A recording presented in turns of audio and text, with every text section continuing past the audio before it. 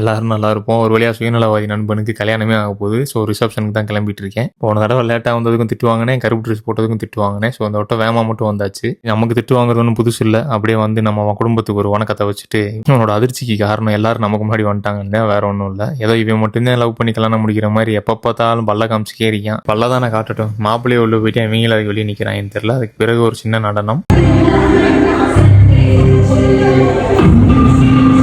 நம்ம வேலையை பார்ப்போம். ரொம்ப நாள் கழிச்சு எல்லா நண்பர்களையும் பார்த்ததுல ரொம்ப சந்தோஷம். அதில் ஒரு நண்பர் மட்டும் மிஸ் ஆகிட்டாரு. அவர் இவர் தான். இவன் யாருன்னு தெரியுமா? உள்ள அண்ணனுக்கு ரிசப்ஷன், இவருக்கு வெளியே ஃபோட்டோ ஷூட் இவராக எடுத்துக்கிட்டு இருக்கான். இவன் திருந்த மாட்டான், அவ்வளோதான். சரி மாப்பிள்ளை கூட ஒரு ஃபோட்டோ எடுத்துட்டு கிளறீங்களான்னு பார்த்தா ஆள் வர வர ஒவ்வொரு ஃபோட்டோவை எடுத்துக்கிட்டே தான் இருந்தோம். அண்ணன் வர கொஞ்சம் நல்லா இருந்தேன். அப்புறம் நம்ம மருத்துவர் ஈன்னு பல காமிச்சிட்டு வந்தாப்புல அவர் கூட ஒரு ஃபோட்டோ ஷூட்டை முடிச்சுட்டு சாப்பிட வந்தாச்சு. அதுக்கப்புறம் ஒரு சின்ன நடனம்.